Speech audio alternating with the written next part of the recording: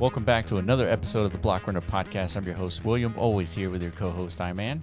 Yo. And on 6, we got TJ. Hello. And we're back. We were supposed to interview Foxy, but that didn't happen.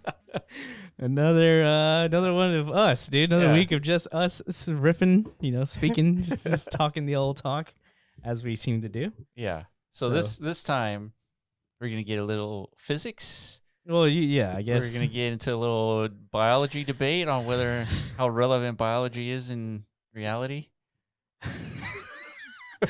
I mean, I don't understand why this is even a debate. It's like, I don't know, dude. Just because I have a little bit of a biology doesn't exist without physics. That's my point. It's like physics is like the foundation, of course, and then you build on top of that. But my contention is that without biology, like the physics doesn't even like have relevancy in a sense, because without the biological systems in place to generate consciousness throughout in the universe. Yeah, biology is the universe's way of becoming self-conscious. It's the application of the physics layer, right? And that's one of the big questions I kind of wanted to get into. See, I think you've said it best there. Yeah, it's the application of physics. Yes. Yeah, it is the front end. Okay, so we're gonna talk about a lot of weird shit. You guys are gonna actually understand just how crazy we are, I think, after this one. Or how crazy right we are. I don't know. But these are the weird thoughts that go through our head. I don't know why, they just do. Things like simulation theory. I'm starting to become much, much more convinced that this is actually possibly a truth, or at least getting closer to a truth, maybe, of an explanation for why are we here. Yeah, the universe has pixels. There's actual technical evidence, I guess, to support there's a lot of parallels between computational machinery and how things are rendered in a virtual sense, and how things are basically rendered and manifested in our physical reality. There's a lot of parallels there that can be identified. They have been identified. So it's why? Yeah. The fact that there are limitations in our own physics itself. Right, there's parameters. There's thresholds speed. Yep, reaches a maximum. Why? Oh, it also does in our technical infrastructure. Information can only travel so quickly. But a lot of that is rooted in physics, right? Yeah, 100%. The speed of light, 300,000 kilometers per second. Yeah. Why is that the speed limit? Is your question, right? Stuff like that. Yeah. Why? Well, why do we have to have imposed limitations in our physical reality, like we do if we're concocting a virtual simulation, a virtual metaverse, if you will? See, and that leads to the theory that this is a simulation, is because when we build our own simulation called the Metaverse, right, it's built with limitations, right? It has to be, because if you don't build those limitations, then you have a Metaverse that doesn't work. Yeah, those limitations are usually set by you have some predefined, I guess, expectation of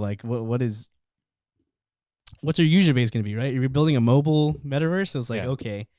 I pretty much know the specifications that need to be respected. These are the laws of the mobile arena in a sense, the physics almost. This is what the hardware is capable of processing, right? So I need to construct this virtual environment according to those current day laws, right? Because those laws change over time as technology advances. Yeah, right. Which leads to the point, right? Yeah. If you have to build in limitations into the universe or metaverse that we're creating, and our reality has limitations, then you can suggest that we were part of a simulation, part of a program with its own limitations. Potentially, yeah. If in that context, it could be some. So the theory rabbit hole goes pretty deep. It's there's some sort of advanced civilization or advanced something out there that kind of set this simulation that we're all in into motion. Yeah. So okay, why isn't this universe? Why do the laws stay grounded? Why is it fixed? Right? Yeah. Why can't we not break the laws of physics? Yeah, maybe this is just okay, this is the Pentium core processor of their technology stack, right? Maybe wherever they're from, however time applies, or whatever their physics is. Yeah. It's they've advanced so much further than what this physical reality represents. This is just that deployment's version of their technology scale. Yeah, potentially. We might be inside of a Pentium 2 system.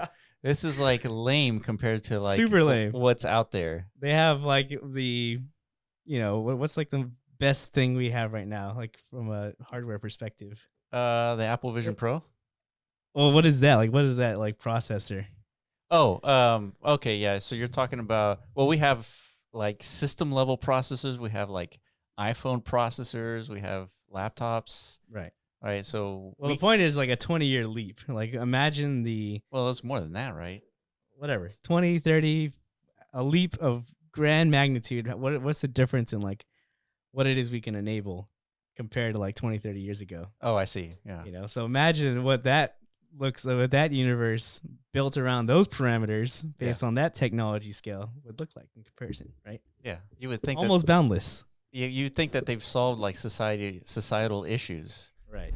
Did you know that we're more than just a YouTube channel? We also built MScribe, the first inscription platform built from the ground up for the metaverse on Bitcoin. Connect your bitmap ordinals and use our tools to bring your community into the virtual realm.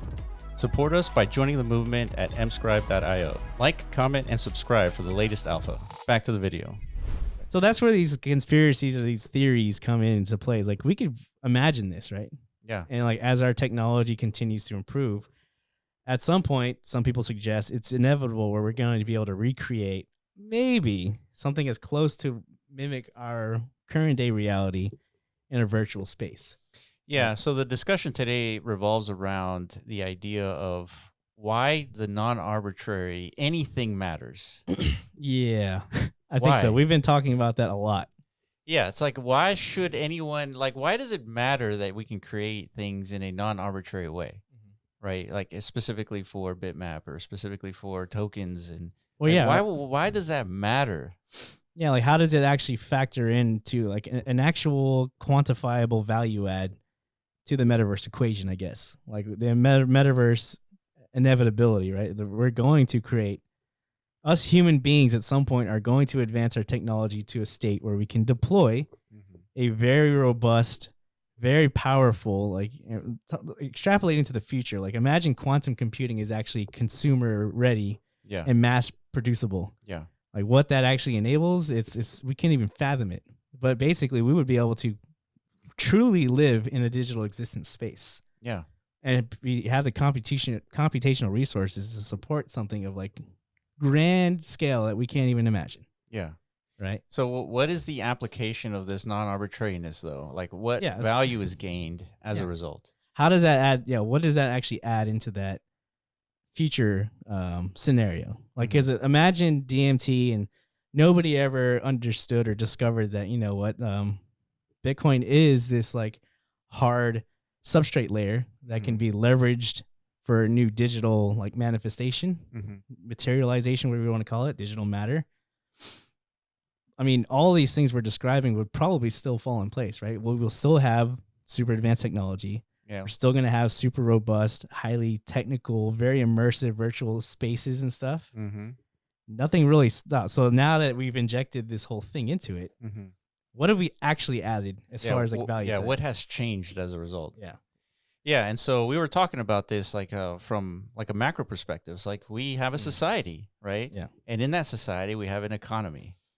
Within that economy, we're all following the same laws, right? Called thermodynamics, right? Calls the laws of physics, right? We all have to play by the same rules as in regards to those physical laws. And so it isn't that much of a stretch to think that when we create a digital society where we're not limited by our physical distances, we have to follow similar laws. And right, we thought it was like, well, the digital laws in this like type of space would be based off of Bitcoin, right? Because it has the hardest data layer known to mankind. Yeah. And so it seems reasonable to think that why not base an economic system based off of those laws? That's a good point. I guess it comes down to consensus, right? Because the difference is in this physical reality, all these laws are imposed beyond our will. Yeah, right? Whether you believe in it or not, right? They are there. Human beings had no input into like the construct of all of this. Yeah. Whether there's some other advanced civilization that factored in all these different parameters, it's like this is it. Yeah. We had no input in that decision. Right. We just have to deal with it and make the best of what we can. Correct. But in this virtual space, human beings are in complete control. Yeah. Like we are the constructors, actually. Yeah. So we get to make these decisions. So it is important, like you're saying, to outline consensus around this from an economics perspective, is what you're saying. Yeah. Right. Because we talk about interoperability within the metaverse is like a huge unlock, right? Even Zuckerberg says this is the big thing. We want interoperability. Mm-hmm. We want like this sword that I've crafted or whatever in this virtual ecosystem to translate to all other virtual ecosystems. Like that's a true metaverse. Right? Yeah. So it's like, okay, and we're going to really need to all agree like on the fundamental economics of that digital space. Right? Yeah. So you're right. It's kind of like if we don't have something that's so concrete, so undeniable. Yeah. There's going to be a stratification of belief, like where the value actually comes from. Yeah. Right? Take a look at this example. When you have gold versus silver, right? Mm-hmm. Gold is more rare than silver, right? Gold is more valuable than silver. Because there's less of it, I guess, right? Yeah. And it's harder to kind of mine and all that stuff. Okay. And it is universally recognized as such. It is. Right, across the globe.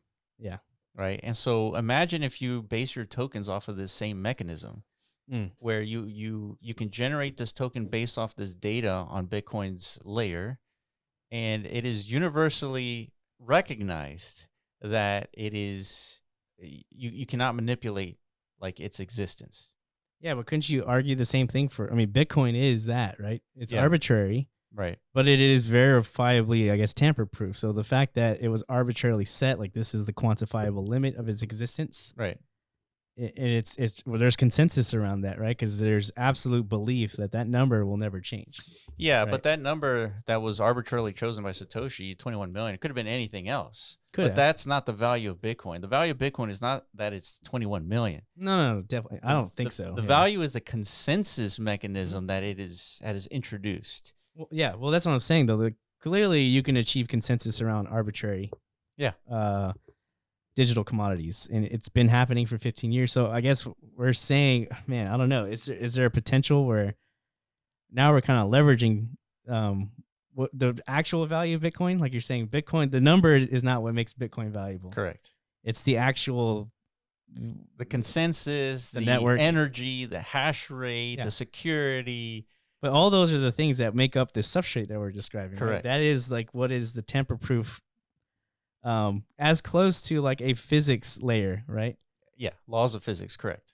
Something, a governing principle, a governing law, something that you can actually, we could all form consensus around. It's like, that whole, not just the number of Bitcoin that exists, all the data within it, like it is equally as valuable. Yeah, 100%. As like the number of however many of these tokens that are being generated. Yeah, absolutely. But that's the new thing, right? This is what we're kind of like introducing, is this whole new vertical. It's like, I don't know, maybe we're kind of like challenging, I guess, human beings to kind of like rethink their value premise a bit.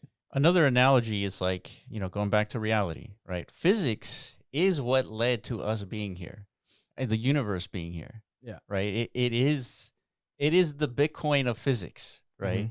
It's so think of like physics being kind of like the genesis aspect of reality, right? It's innate.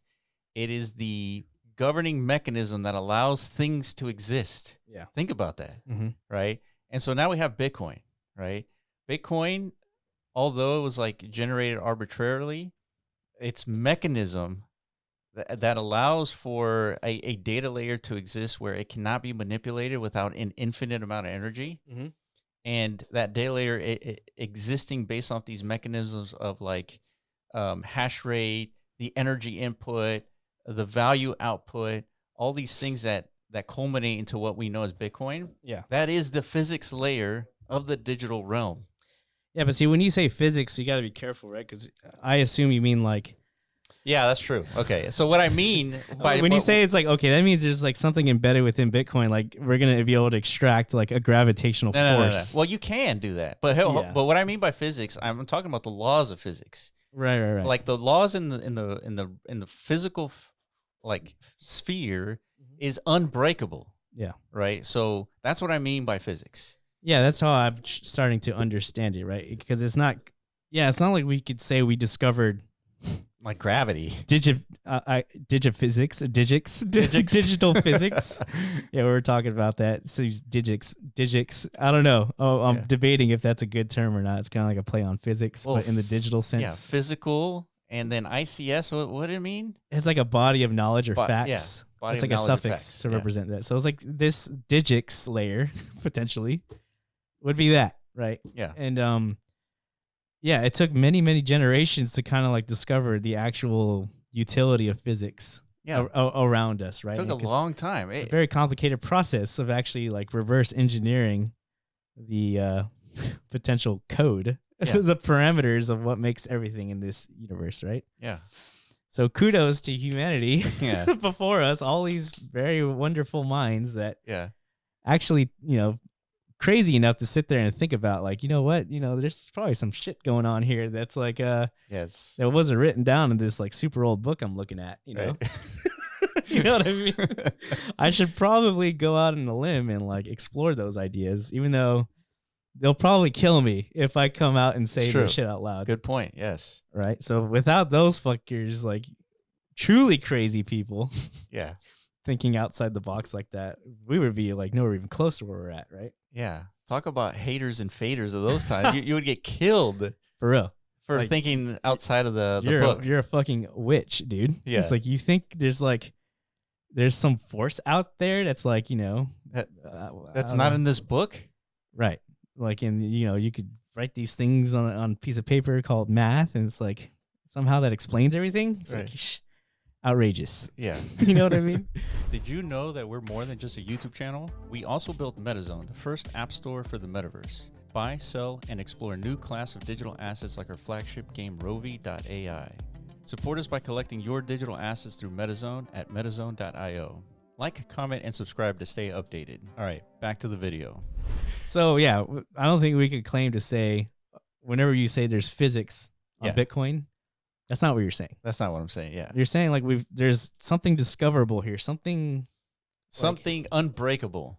Yeah, yeah. That's how I understand it now, which is as close to something in the virtual space that can like parallel the utility of physics, like how we've leveraged it as a species in this physical world. Right. So now we have the parallel established. Physics has generated everything that we know. Everything, literally consciousness, the entire universe, its distance, everything, the speed of light. It's all come from physics, right?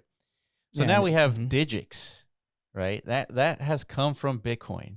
And that has come from Bitcoin in the sense that of the consensus layer, the security, the amount of energy, and all this stuff where if you try to edit this data layer, it would take an infinite amount of energy to actually secure it. Interesting. Right? So that is it. Like Bitcoin is like a godlike power in this sense. Like you just cannot fuck with it. You can't. You absolutely cannot do that. Yeah. Now it's like, well, what about quantum computing and all that? And we have quantum resistant algorithms now, right? So right now, Bitcoin is secured by SHA-256. Mm-hmm. You hash things twice to get the hash, to actually hash the blocks together, right? So you run SHA-256 twice per transaction. So we got to get into, I guess, mining Bitcoin. But if you don't understand mining and how all that works, you're gonna have to do some research because. Okay. It's not that complex. It really isn't. Yeah. It's just if you don't know what hashing means, well, that's a rabbit hole, right? If you don't know what cryptography means and public and private keys, these are different rabbit holes. Yeah, don't feel like ashamed for not knowing these things either. Shame. This is like, no, dude. No shame. This is like computer science, right? We didn't all take a computer science course in our college or high school, curriculum, dude. So it's like, oh, sorry. Well, hash. Even if you did take those courses, you wouldn't even know what I'm talking about because that's not even enough information. Okay. Well, even less shame, dude. So. Oh yeah. Oh yeah. Okay. So go ahead. So we got physics making everything. Now we have digits. What could that make, right? And so we're over here trying to make the metaverse a digital reality. Correct. Yeah. And so we've built a reality of like economies and society and all that based off of physics. So it's not that much of a stretch to base off of the digital reality, base off of digits. Yeah, I think so. Because, we've extracted a lot of value in our real world economy based on like these underlying principles of physics, right? Like these innate commodities that exist in our physical world. We've found great utility in them. Yeah. We've harnessed like those properties that we understand as far as like what are the physics that generate, usable energy from that, and like how do we convert that into new valuable products for our human species, and we've done a damn good job at that, right? Yeah.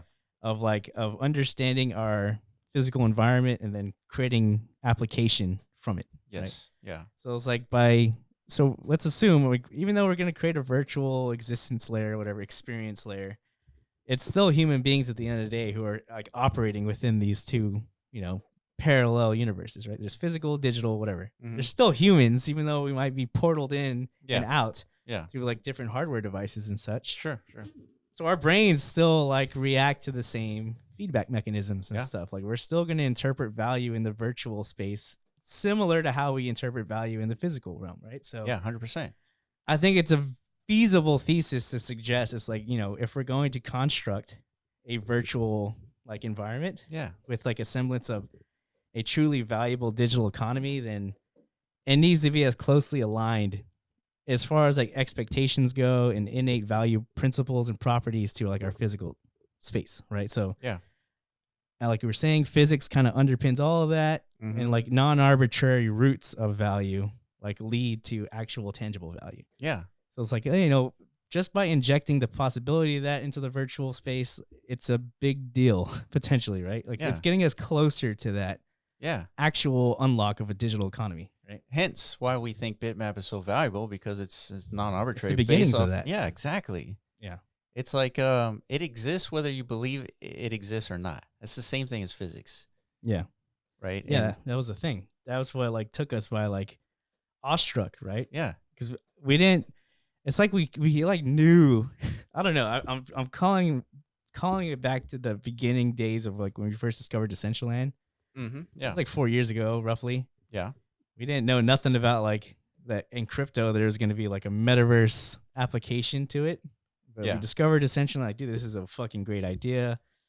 Let's explore it. And we did. And we kind of like understood the real value unlock here is not going to be like the social stuff. I mean, that's cool and all. Yeah. But we've done a tremendous job as a species already kind of like aligning our social.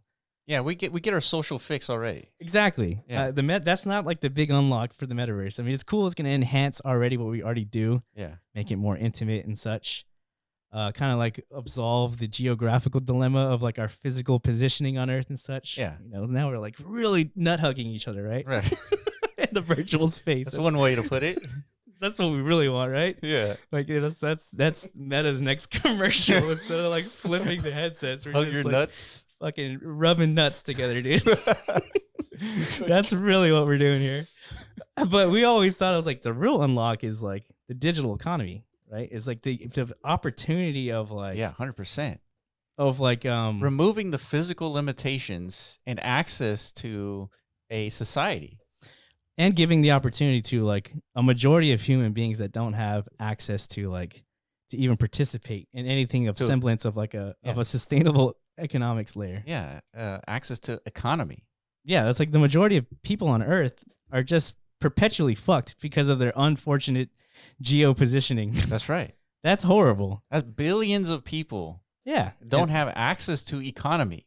Nothing. They can literally do nothing because whether there's so many different sources to those dilemmas, like government corruption. Yeah, that's right. Maybe just famines and such. Who knows, right? And the people who are just unfortunately positioned on Earth, most of them just have to deal with that. Yeah. That parameter of their existence, and there's no escape. That random, unfortunate, like RNG.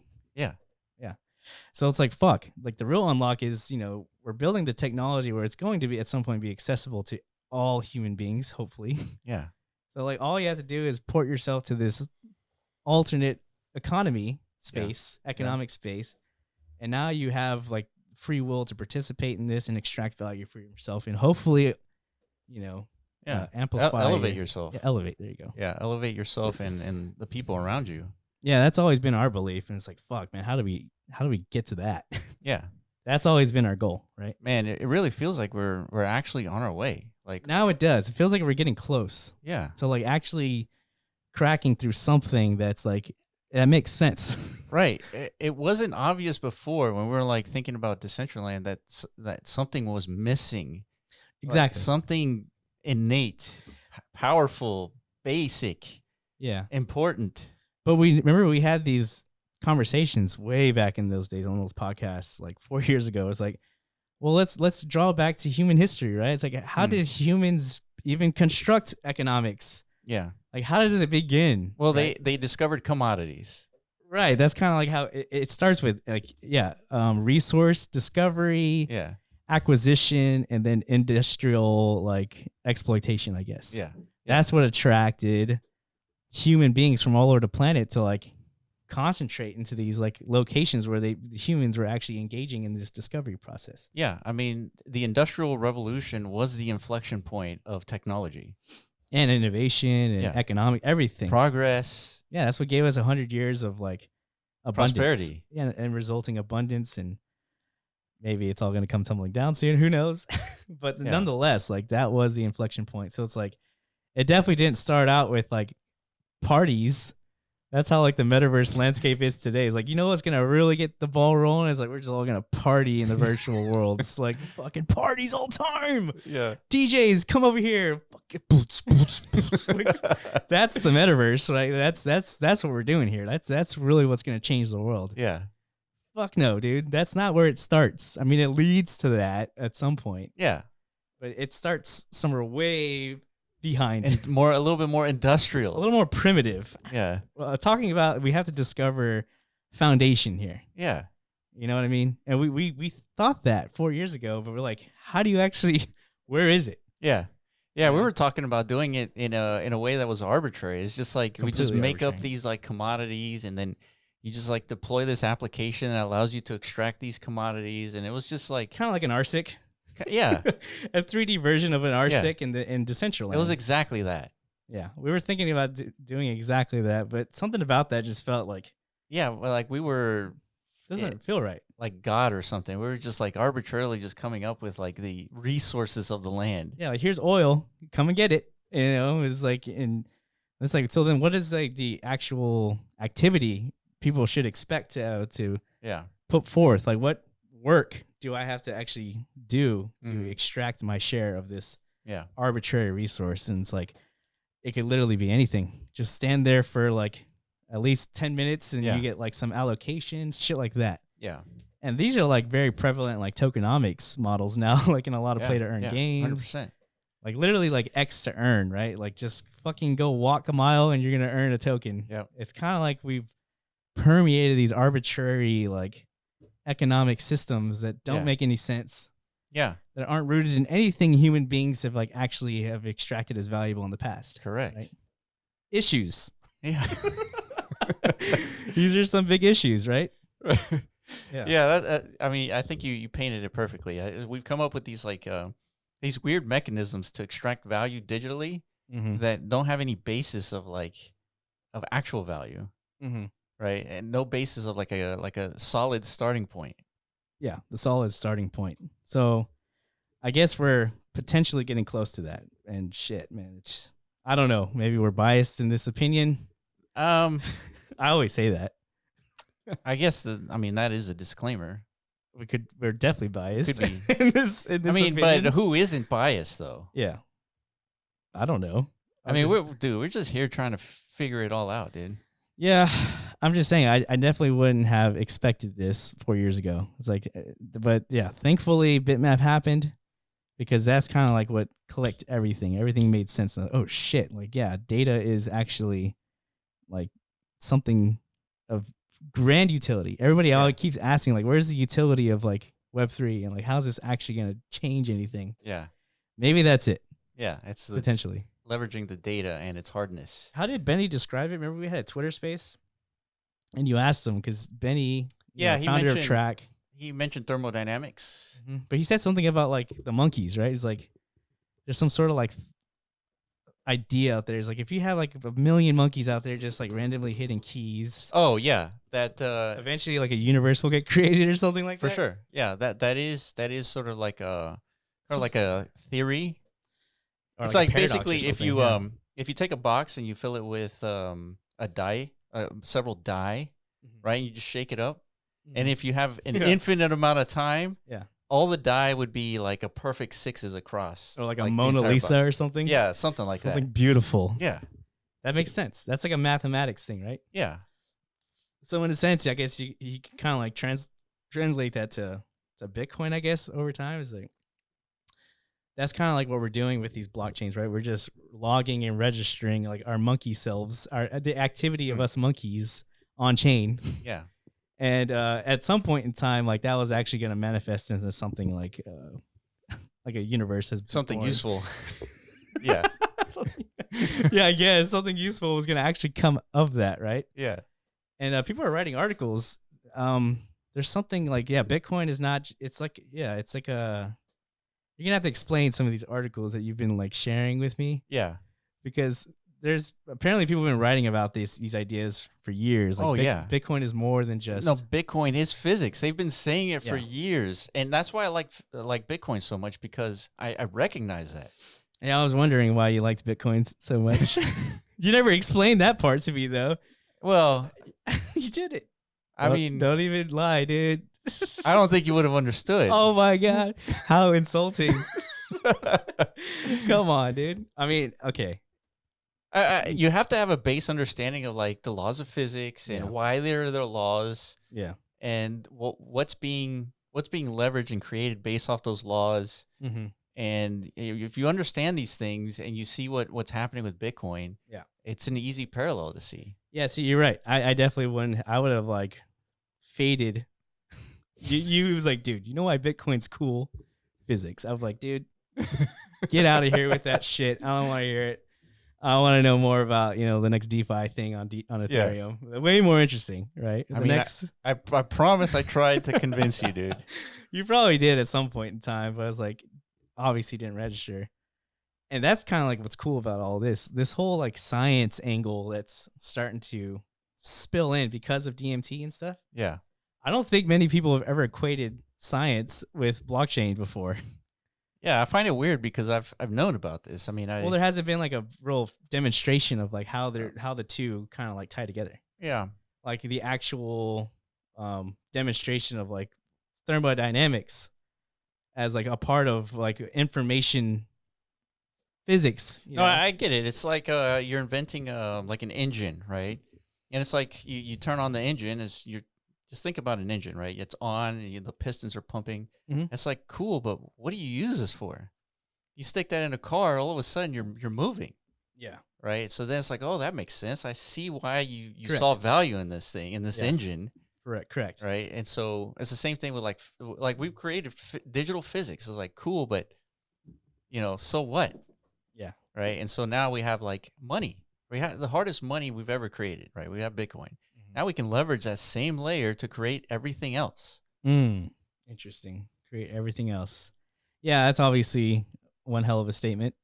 One hell of projections. Like everything else is going to it's going to come from Bitcoin. I mean, that's if you're a maxi, like that sounds like music to my ears. You know? Right. Like, fuck yeah, dude. But yeah, I don't know. It's just fuck. It is crazy to think about though. Like. Well, but it's important too because these are these new things. Like our job on this channel has always been like we're trying to discover the next new thing that's happening in Web3, right? Yeah. Since the very beginning in 2019 or whatever. Yeah, that's been our task, and we found a lot of new things. Mm-hmm. But this is the first time where it's like, it feels like we actually put out a new thing, and it makes a lot of sense, and I can see the value in what it can generate. And it's a little daunting when I think about that. It's like this new thing came from us in a sense. And a lot of people they agree with us, right? So it's definitely a whole new experience. But yeah, it's like, we're seeing it with the Tau stuff. It's like the new thing. Another new thing is like artificial intelligence and blockchain. Like that is a new thing. That is a new thing. Right? It's like, how do those two intersect? and why. Yeah. Like these are the new conversations that are kind of like occurring in this space, right? And yeah, I don't know. Who the fuck knows what that's going to lead to? Yeah, I mean, so we interviewed Jacob Steves. He's the one of the co-founders of BitTensor, and it was a great interview talking about artificial intelligence and its potential to end humanity, and the solution solution is to create a token. Yeah, that was like a big mind fuck for sure. Because we were talking about aligning ourselves with artificial intelligence to like a point where we don't have to be afraid, right? Because they're gonna see value in us, right? Yeah, to where they wouldn't. Well, because we're sort of like part of them in the sense that we hold their token. They need us. They need to pump their bags. It's like, why would you get rid of like your biggest pumpers, dude? Yeah. It's like, you know what? You humans are all right. You're pretty fucking stupid, but yeah. But those humans who are not holding my token, you're dead. Das Boot deleted from their realm. Yeah. I could see that. Yeah. And I was like, holy shit, he might be right. And I think Sam Altman's kind of like onto the same idea. Yeah. With WorldCoin and such. That's like a much more like dystopic vision of such. It's like, give me your eyeballs, please. Yeah, in the pursuit of issuing tokens distributed to all humanity. Yeah. So that we're all aligned for the same purpose of like creating a world economy. Something. Yeah. Right. So I mean, we say that in the ordinal space. Like, why is everybody all of a sudden airdropping to bitmap holders? Yeah. It's like, oh, I mean, why not align 32,000 people collectively through this device called a crypto token? Yeah. You all hold this thing now. It's like, well, so now you should theoretically you should care about it. You should all be working together to like create some value from it. Right? Yeah. What's interesting is that doesn't work in every case. It doesn't. It worked in the bitmap case. It wasn't an airdrop. Bitmap token itself?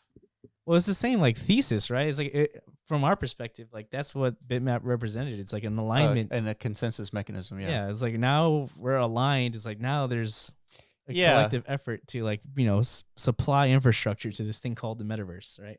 Yeah, but if I like airdrop some token to you, like why should you care about it? In the sense of an airdrop.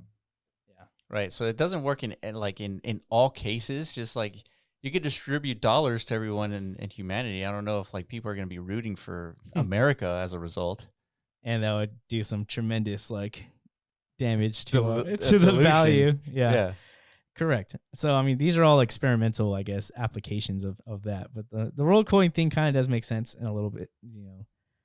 It's like it's an experiment, right? It's like, let's see what humanity does when we're all holding the same bag, in a sense. Yeah. Right? I mean, it's interesting. It is interesting. The interview was very interesting. Yeah. And fucking Tao is just going absolutely bonkers. When we interviewed, I think it's Const on Twitter. Const Reborn, I think is like his handle or something like that. Jacob Steves. Yeah. We interviewed him when it was like at $60, and then it went down to like $30, and now it's at 470. Insane. Yeah.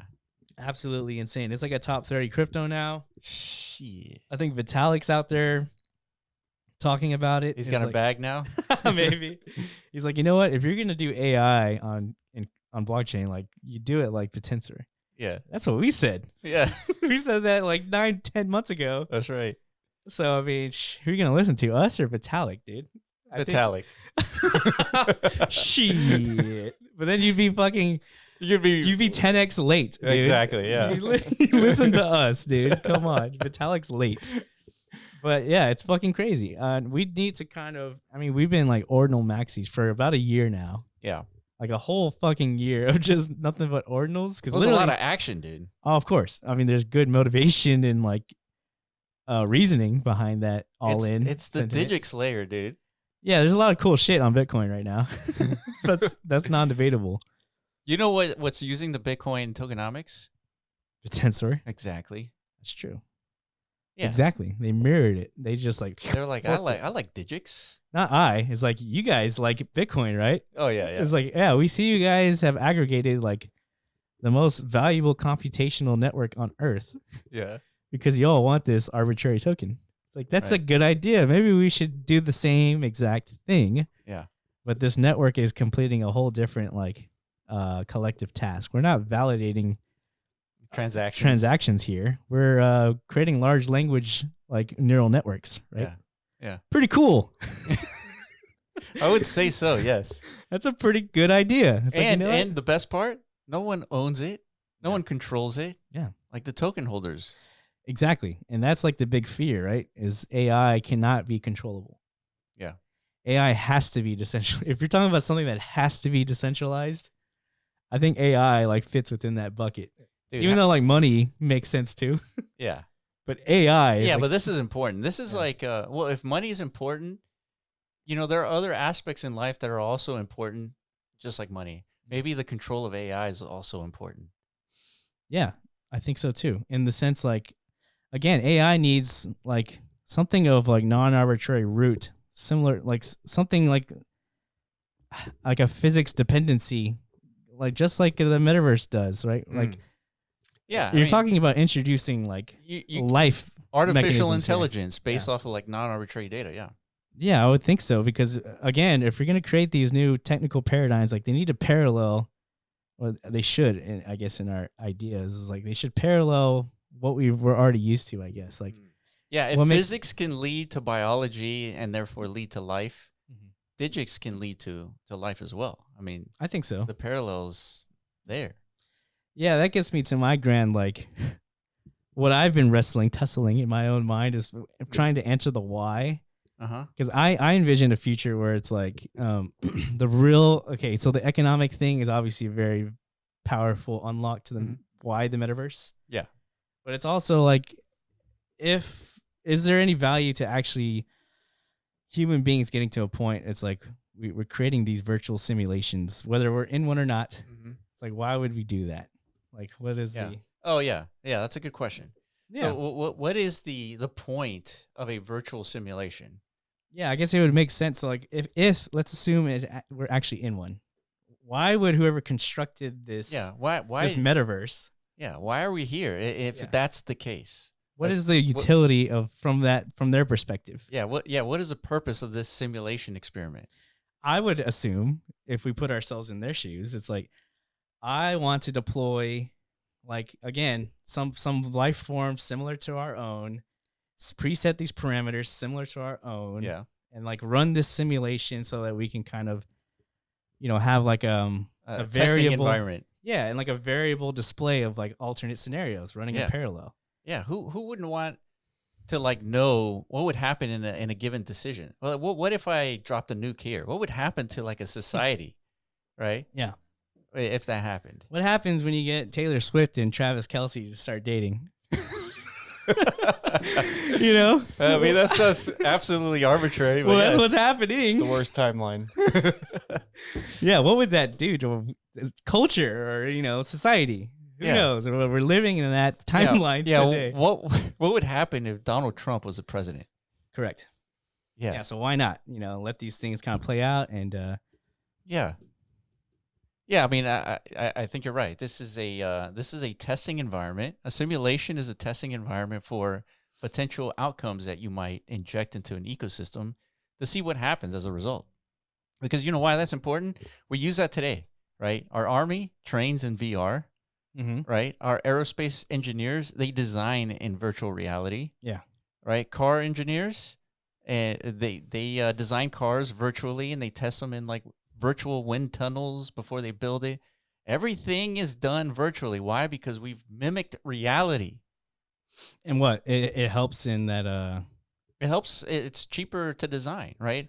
If you design a box as a car, it's not going to be very aerodynamic, is it? Right? So it's pretty easy to test that without building the box. Isn't that what the Cybertruck is, dude? Yeah. As a matter of fact, the Cybertruck is one of the most efficient aerodynamic vehicles. Really? It's crazy. I didn't know that. You wouldn't assume that just by looking at its Lego shape.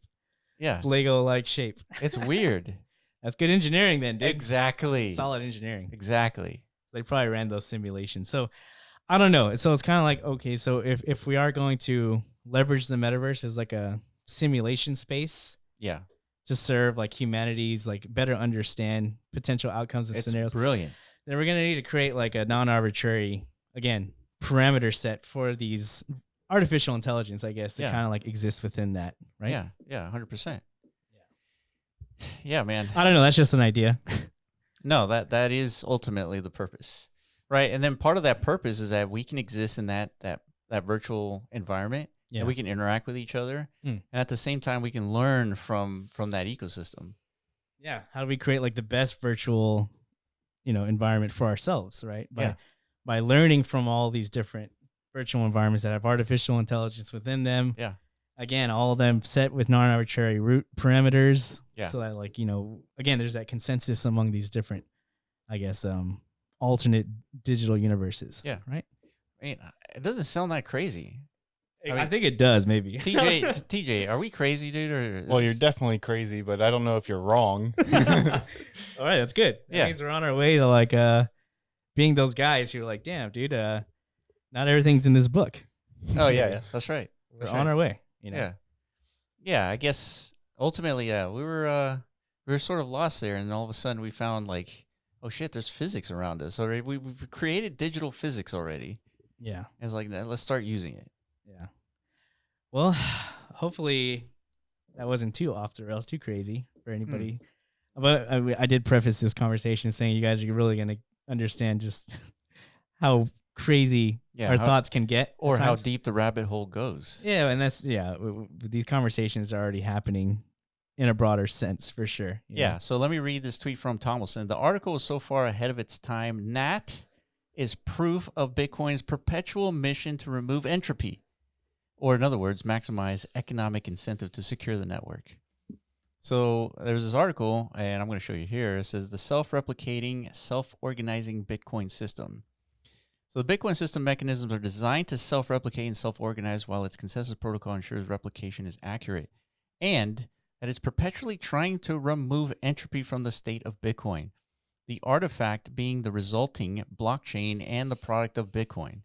So in thermodynamics, we have the second law of thermodynamics, where as time continues, as time moves forward, things become with higher entropy, meaning more disordered, right?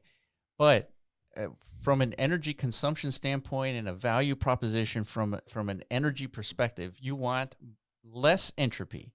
You want a concentration of energy rather than a dispersion of energy, right?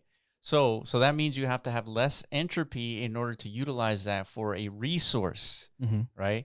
And so what's being explained here is that Bitcoin takes energy, converts it into another form of entropy that leads to less entropy, okay? And then you use that less entropy state as a form of money. So non-arbitrary token? Well, Bitcoin, and then the mechanism that creates forms order?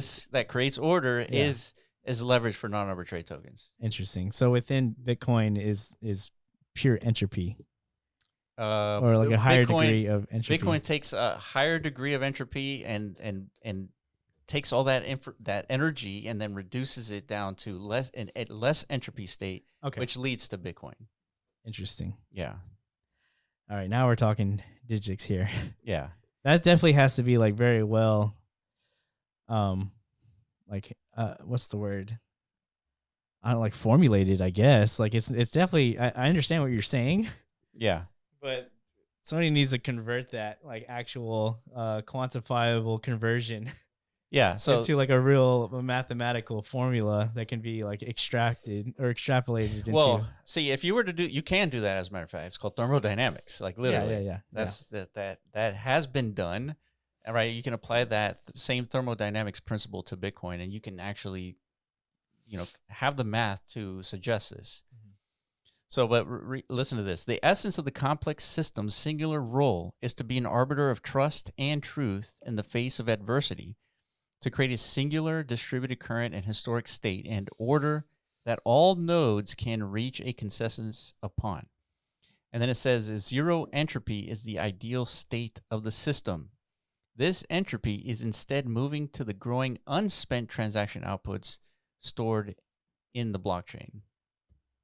So an ideal situation in like the physical realm and then like the digital realm, you want zero entropy, because that's when you can utilize the most out of that asset. So take for example, we have Earth, right, and within that Earth had created processes that yielded a lower entropy state of like fossil fuels. Okay. Right. Yeah. Fossil fuels is a lower entropy state.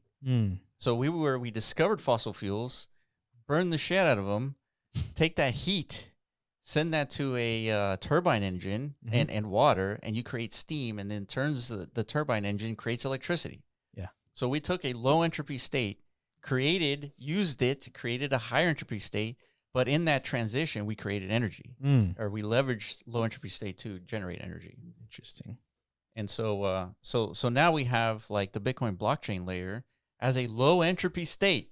That's the oil. It is the oil. It is the fossil fuels. It is the innate value proposition that we are now extracting using non-arbitrary tokens.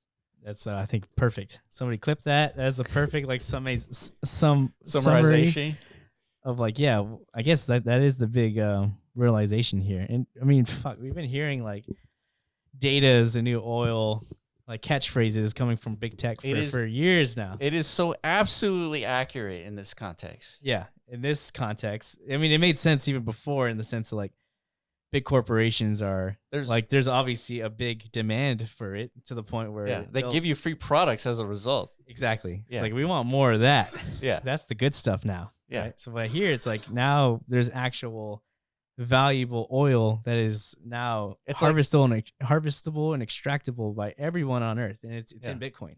It's no longer an exclusive ownership right to like big tech. Yeah, it's literally digital commodities, right? If you take a real commodity like oil and you make it digital, you would have a non-arbitrary token.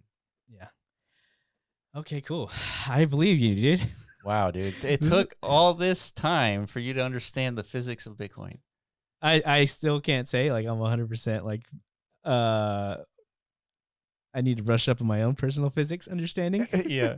Considering I have like a biology I guess lean. Yeah. So yeah, physics is quite a daunting subject, right? But I get it. I understand the parallels. Yeah. It does make a lot of sense, and I could see where the value conversion occurs. Yeah. The it's not necessarily, it is like an energy thing. So you look like, we need these fucking these actual formulas here. First law of thermodynamics, which is the law of conservation, is the energy of a closed system equals the heat minus work. And so energy, so as a result, this means that energy cannot be created or destroyed. It is just transformed. It transforms from a low entropy state to a high entropy state. That is, you can measure that, right? Yeah. As time goes forward, there's less entropy. And so that's what's called the slow heat death of the universe, is that we reach a point of entropy where it's so dispersed that there's nothing left. Yeah. Like we are a form of lower entropy state, right? And that's what makes us like exist, is the low entropy. And then, so here's what we're talking about, the second law of thermodynamics. In essence, the second law that all closed systems gravitate towards maximum entropy.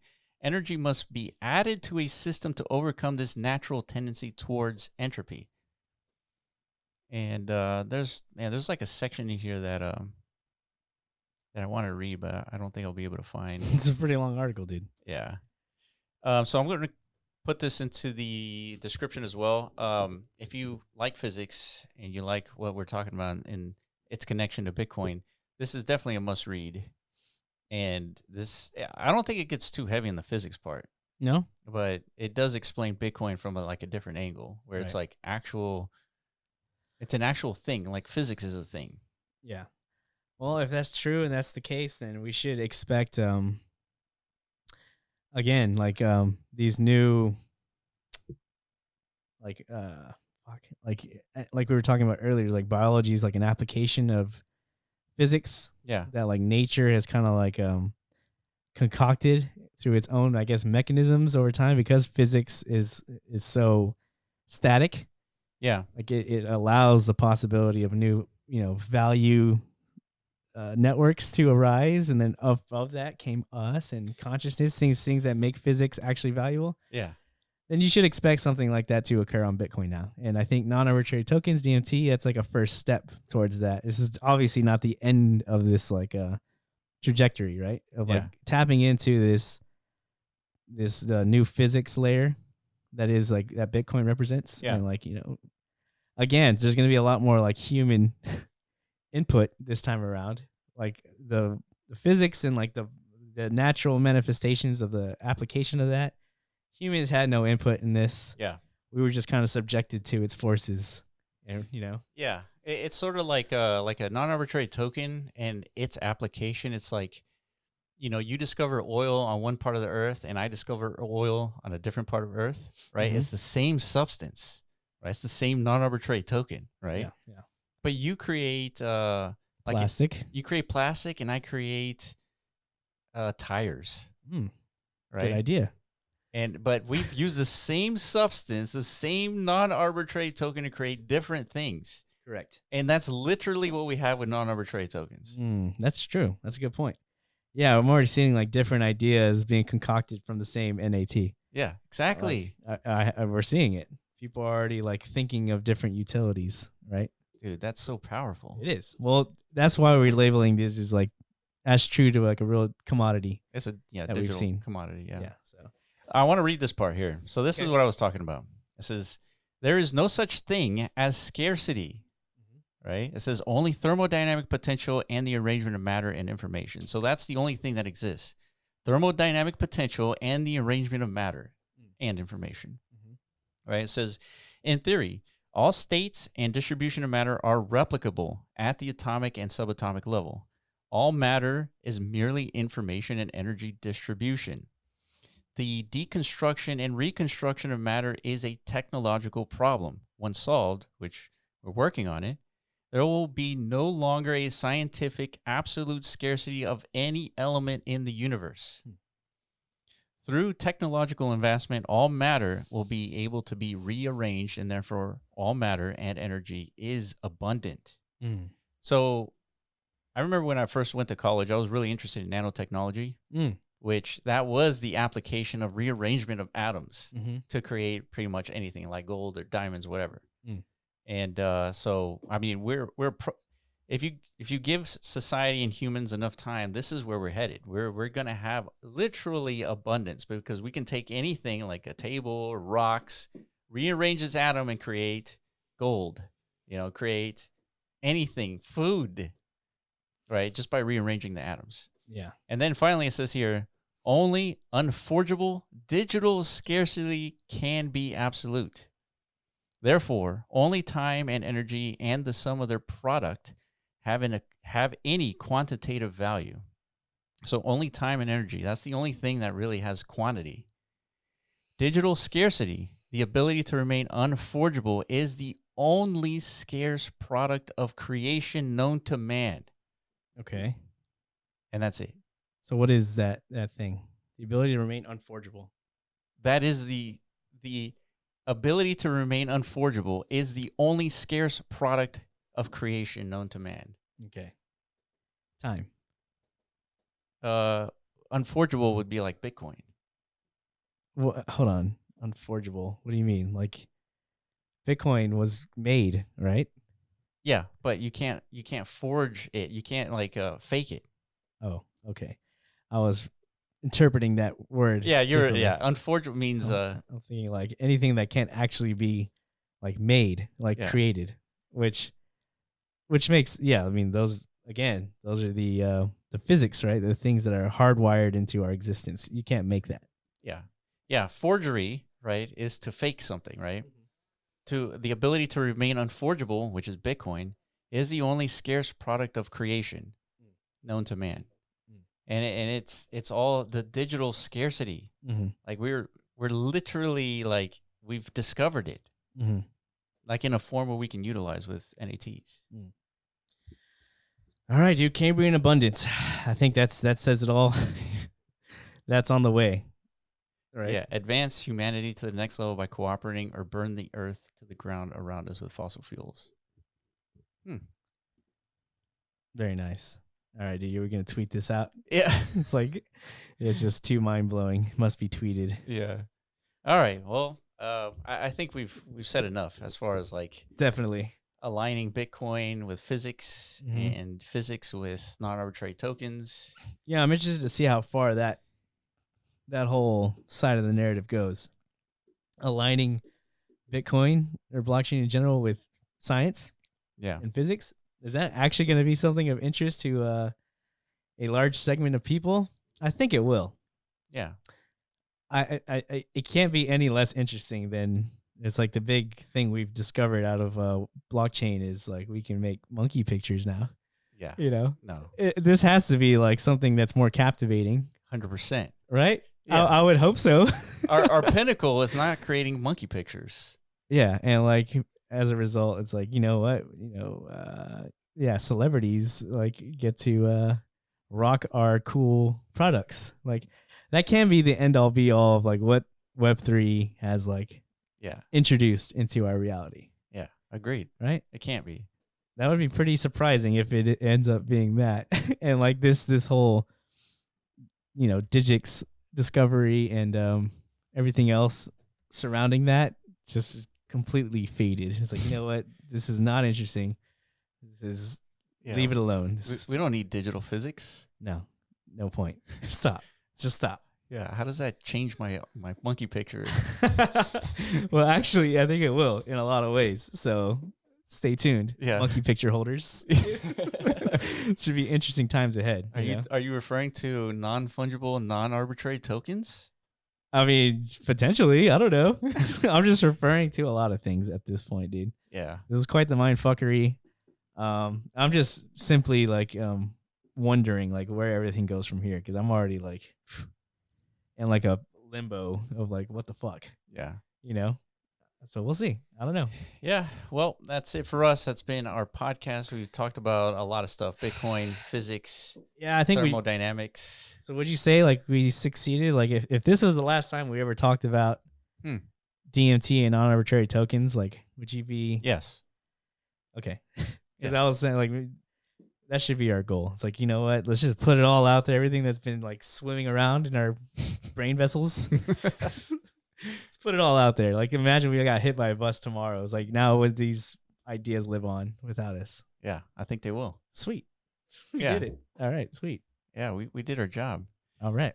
Cool. All right, guys. Thank you so much for watching. Make sure you share this video, share the podcast, everything with friends or enemies, whatever you guys like mingle with. Okay. Those damn enemies. We love to mingle with those, dude. I send all my enemies YouTube videos. Specifically this one. All right, guys. Anyways, yeah, that's it for us. Thank you so much for watching, and we'll catch you in the next podcast. Peace.